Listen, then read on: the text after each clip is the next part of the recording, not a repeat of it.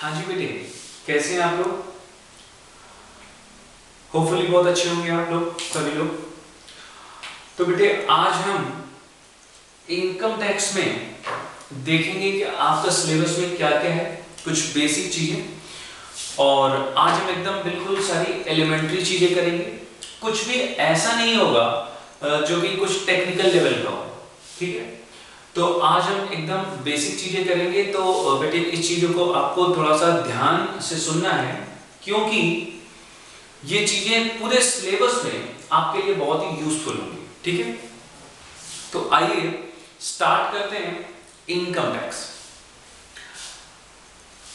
आपका income tax act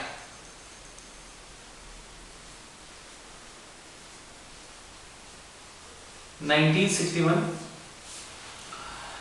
ये आपके सिलेबस का एक बहुत ही इंपॉर्टेंट आप कह सकते हैं कंटेंट है। क्योंकि इंपॉर्टेंट ये इस वजह से है क्योंकि आपके प्रैक्टिकल लाइफ के लिए भी रेलेवेंट है, एज वेल एज आपके एग्जामिनेशन पॉइंट ऑफ व्यू के लिए भी बहुत ज्यादा रेलेवेंट है। तो बेटे हम इस सब्जेक्ट को बिल्कुल एकदम प्रैक्टिकली करेंगे और इसमें हम कुछ भी ऐसा नहीं करेंगे जैसे कि हम इसे एक सब्जेक्ट की तरह पढ़ रहे हैं, तो एकदम बिल्कुल रियल लाइफ की तरह इसे देखेंगे। तो आइए, और हमारा पर्पस इस सब्जेक्ट को पढ़ना सिर्फ और सिर्फ एग्जामिनेशन पास आउट करना नहीं होना चाहिए। हमारा पर्पस अपनी क्लासेस में आपको एक्सपर्ट बनाना होगा। तो बेटे इससे आप न सिर्फ अपने एग्जामिनेशन में अच्छे मार्क्स लाएंगे, बल्कि आप रियल लाइफ में भी आपको इसकी वर्किंग नॉलेज मिलेगी कि कैसे आपको काम करना चाहिए, ठीक है बेटे? तो अब हम सबसे पहले तो डिस्कस करेंगे आपसे कि इनकम टैक्स में हमारे पास में पढ़ने के लिए क्या क्या है। इनकम टैक्स में कंटेंट तो काफी कुछ है।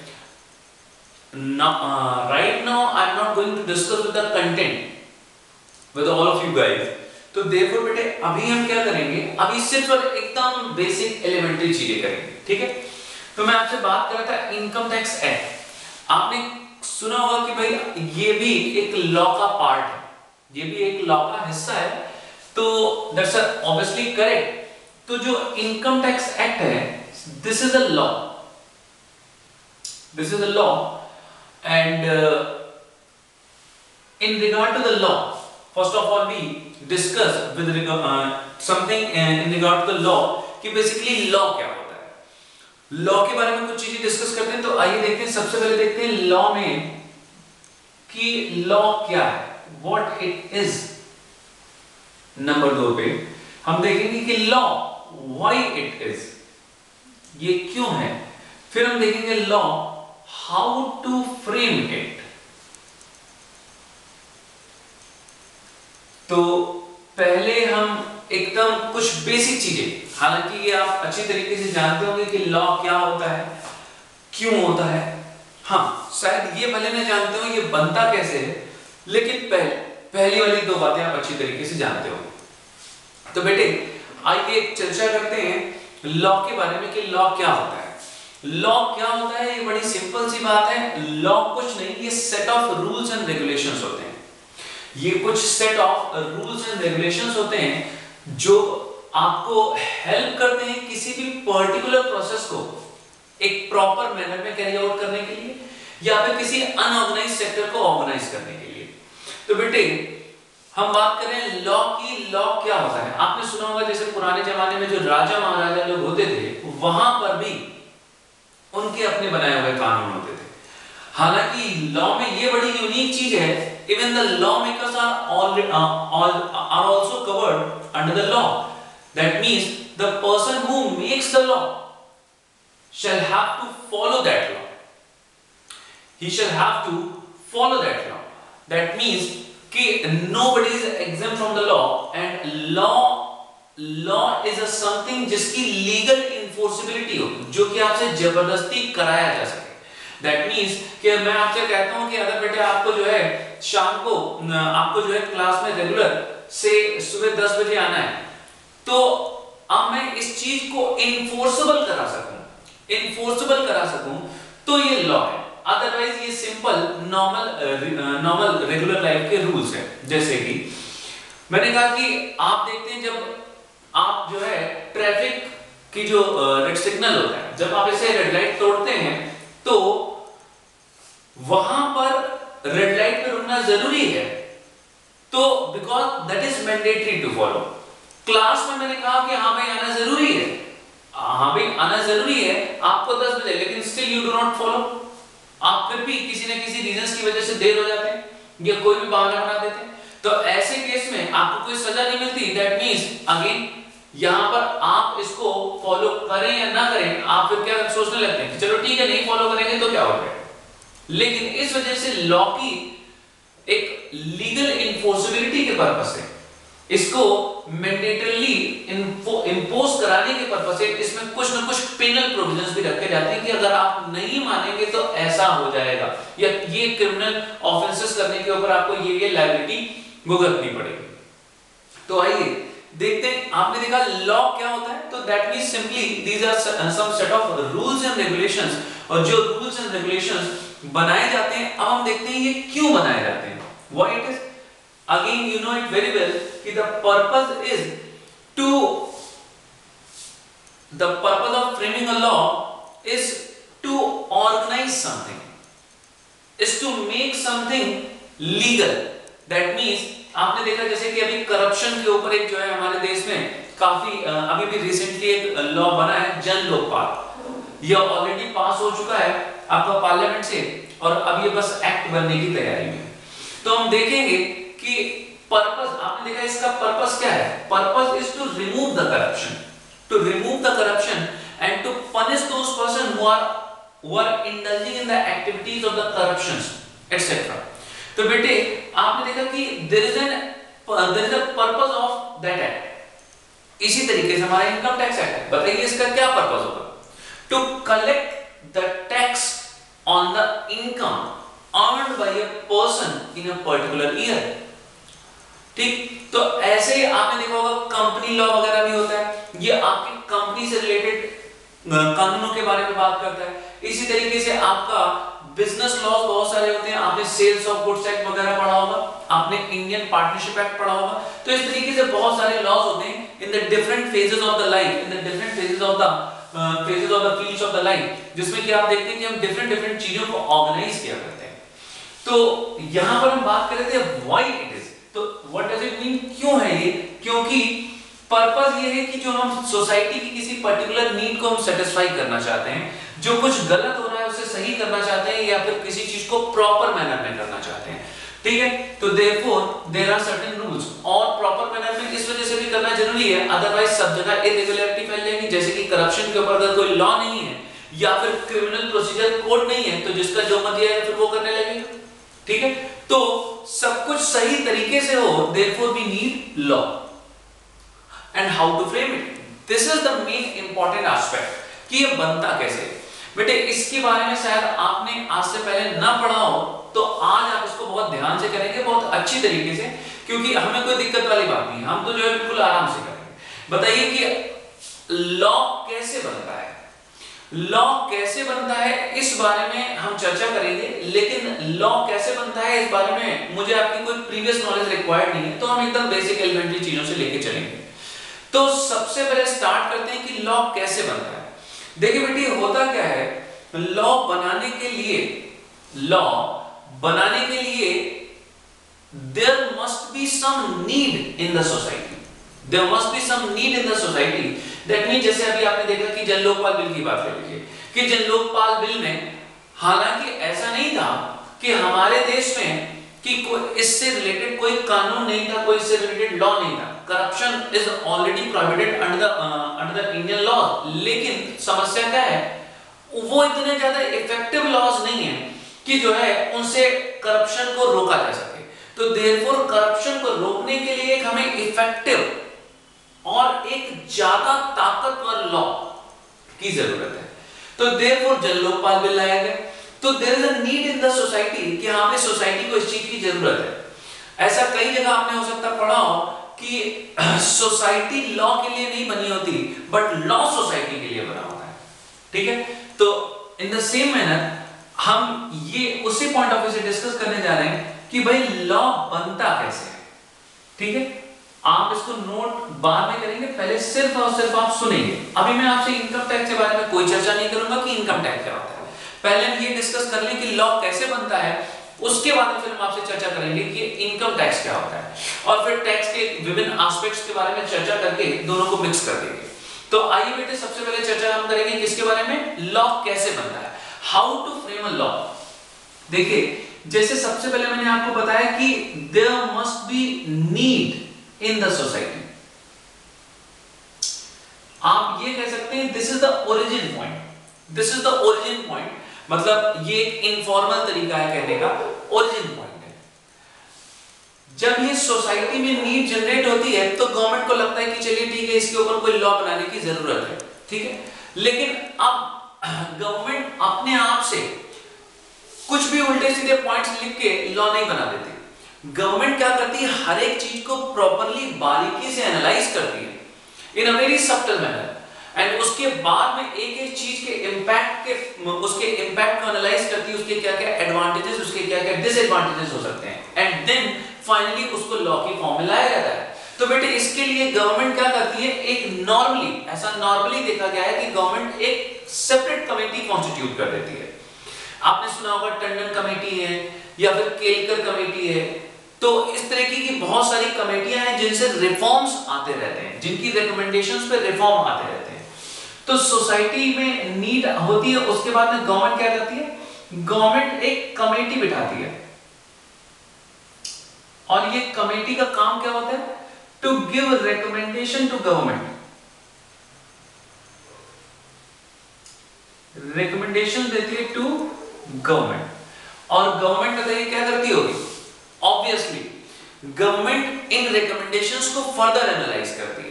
गवर्नमेंट अपने पॉइंट ऑफ व्यू से देखती है कि इन रिकमेंडेशंस में से कितनी रिकमेंडेशंस ऐसी हैं जो एक्सेप्ट करने लायक हैं, और फिर इनकी रिकमेंडेशंस को अप्रूव कर दिया जाता है। जितनी भी इन्हें एक्सेप्ट करनी होती हैं उतनी रिकमेंडेशंस को ये अप्रूव कर देते हैं। और बताइए क्या ये लॉ बन जाएगा, जी नहीं, this is not the law, ये लॉ नहीं है, ये तो अभी लॉ का एकदम इनिशियल स्टेप है। अभी हम क्या कर रहे हैं, अभी एकदम इनिशियल स्टेप है, अभी तो लॉ बनने की शुरुआत हुई है। अब देखिए जब ये अप्रूव्ड रिकमेंडेशंस होती हैं, ये कहां पर जाती है, अप्रूव्ड रिकमेंडेशंस भेज दी जाती हैं to law ministry, law ministry में भेज दी जाती हैं। लॉ मिनिस्ट्री क्या करती है, लॉ मिनिस्ट्री इनको लीगल लैंग्वेज में ड्राफ्ट करवाती है। लीगल लैंग्वेज कैसी होती है, आपने सुना होगा, लीगल लैंग्वेज बड़ी टेक्निकल लैंग्वेज होती है। हाँ आप समझ सकते हैं इसको, बेसिकली आप इसको ऐसे कह सकते हैं इन इनफॉर्मल मैनर कि ये कोडेड लैंग्वेज होती है एक तरीके से, जिसको पढ़ने के लिए आपको एक्सपर्ट नॉलेज की जरूरत होती है। तो ये कोडेड लैंग्वेज होती है, जिस तरीके से कंप्यूटर प्रोग्राम को पढ़ने के लिए आपको एक प्रोग्रामिंग लैंग्वेज की जरूरत होती है, उसी तरीके से यहाँ पर जो है ये कोडेड लैंग्वेज टाइप की हो जाती है, जिसको नॉर्मली साधारण लैंग्वेज में नहीं पढ़ा जा सकता, not in an ordinary manner, but this has to be read with expert knowledge. तो देयरफॉर इसके लिए आपको एक्सपर्ट नॉलेज की जरूरत होती है। तो आप कह सकते हैं कि इसको जो है कन्वर्ट कर दिया जाता है इनटू अ लीगल और टेक्निकल टर्म्स। तो इसको लॉ मिनिस्ट्री के अंदर जो बैठे हुए ऑफिसर्स होते हैं वो ये काम करते हैं, ठीक है।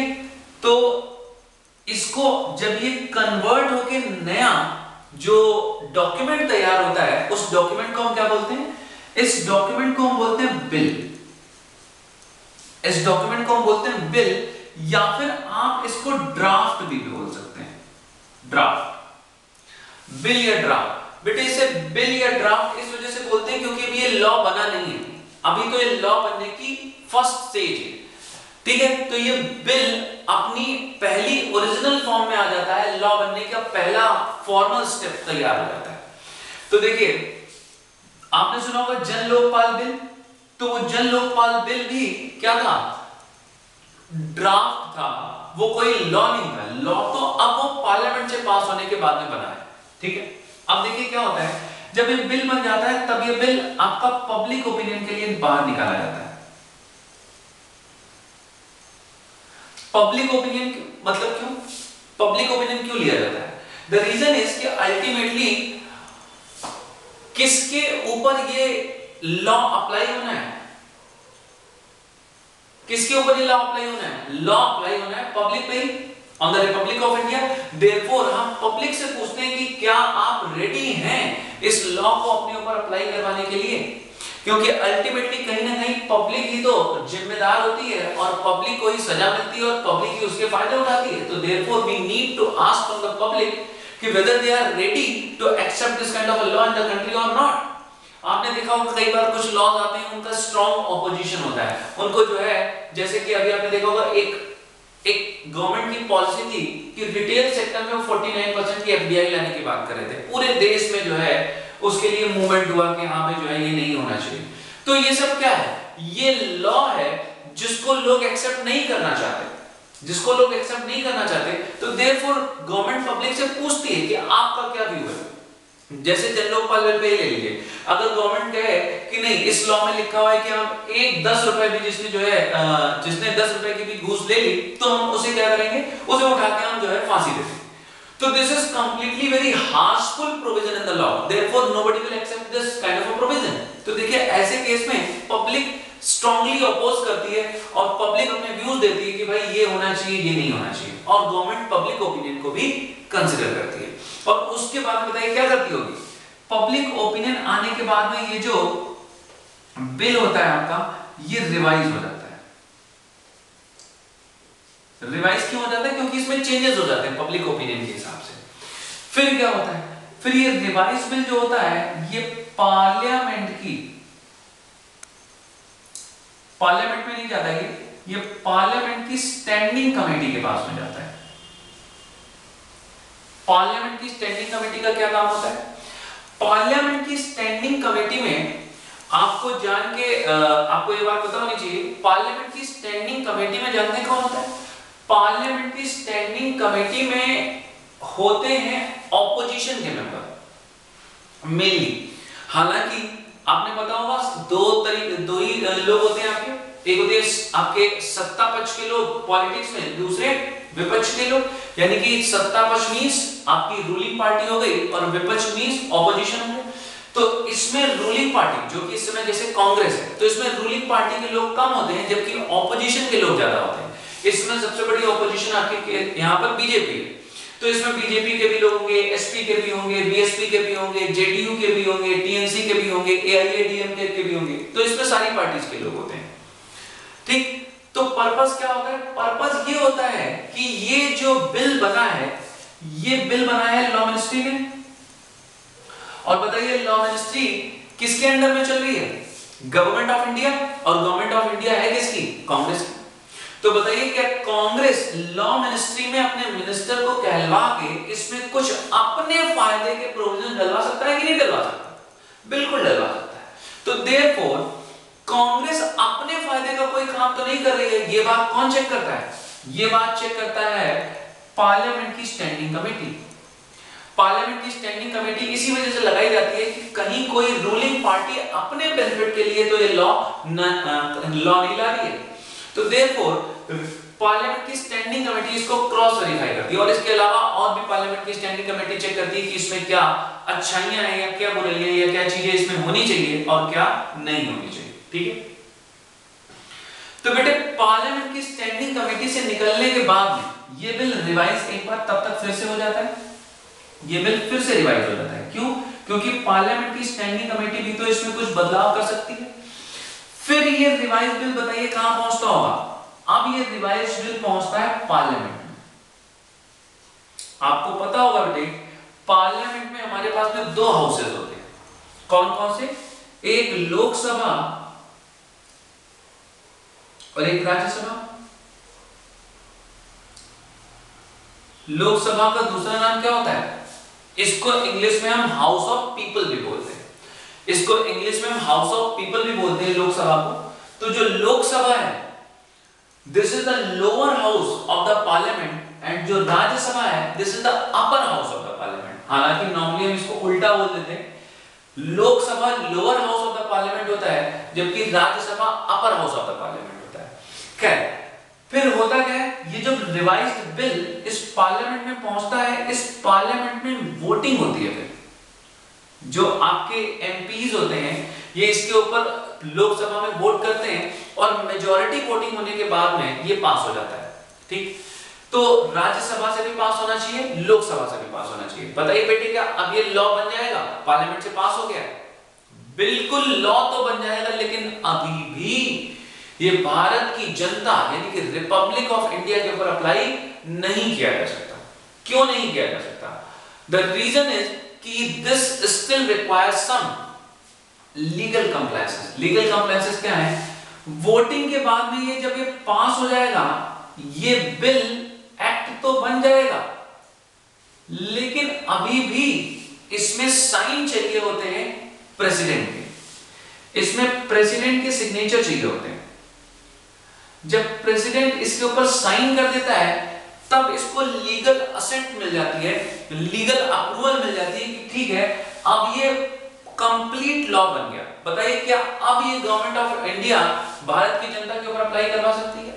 जी नहीं, अब भी नहीं करवा सकती, क्योंकि एक लास्ट फाइनल स्टेप बचा हुआ है, और वो लास्ट फाइनल स्टेप होता है प्रेसिडेंट के साइन करने के बाद में एक नोटिफिकेशन निकाली जाती है।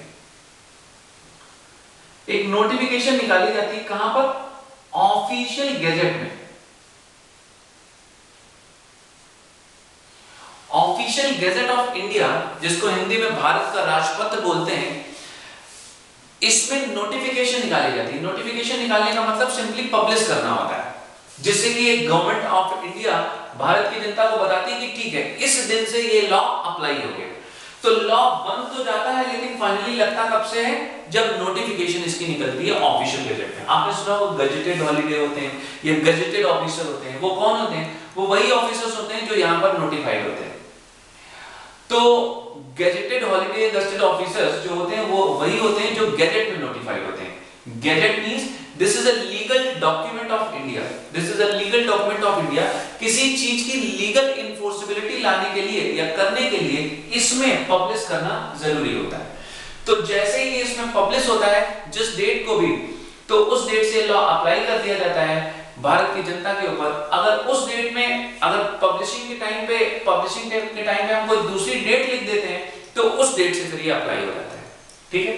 और अगर कोई डेट नहीं लिखते, तो जिस दिन ये पब्लिश हुआ है उसी दिन से ये ऑटोमेटिकली अप्लाई हो जाता है on the Republic of India. ठीक है? तो बेटे ये है आपका short simple summarise process of forming a law. ठीक? तो बेटे हमने अपनी पहली चर्चा कंप्लीट कर ली। होपफुली आपको कोई दिक्कत नहीं होगी। ठीक है? तो ये हमारी कंप्लीट प्रोसेस है जिसके थ्रू लॉ बनाया जाता है। This is a complete process of forming a law. ठीक है बेटे? तो आइए, ये तो हुआ लॉ, पहले हमने डिस्कस किया क्या है, फिर हमने डिस्कस किया कि लॉ क्यों है, अब हमने डिस्कस किया लॉ बनता कैसे। फाइनली अब हम टैक्स के ऊपर आते हैं कि बेसिकली टैक्स क्या है और टैक्सेशन लॉस क्या है। मैं इसको मिटा रहा हूं।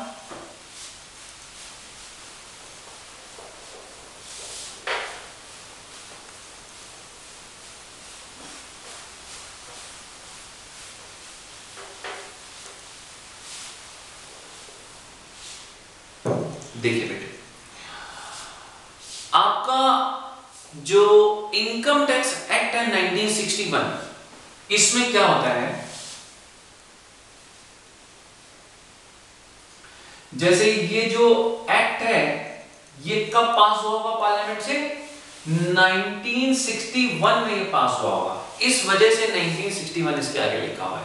तो 1961 में लॉ बन चुका होगा, इनकम टैक्स एक्ट 1961। उसके बाद में हर साल ये लॉ अमेंड होता रहता है थ्रू बजट। हर साल फाइनेंस एक्ट आता है और फाइनेंस एक्ट आपके जो कई सारे रेवेन्यू लॉज में ये चेंज करवा देता है। तो बेटे हम डिस्कस कर रहे थे कि टैक्स क्या होता है।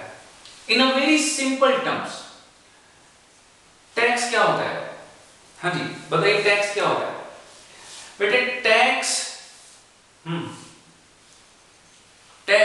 क्या होता है? कुछ नहीं, आप बताइए, आपके मकान में रहने के लिए कोई व्यक्ति आता है और कहता है कि सर हमें अपना मकान दे दीजिए, मकान या मकान का एक कोई रूम दे दीजिए और हम 1 महीने रहेंगे और उसमें आपको सिर्फ 10,000 रुपए का किराया देंगे।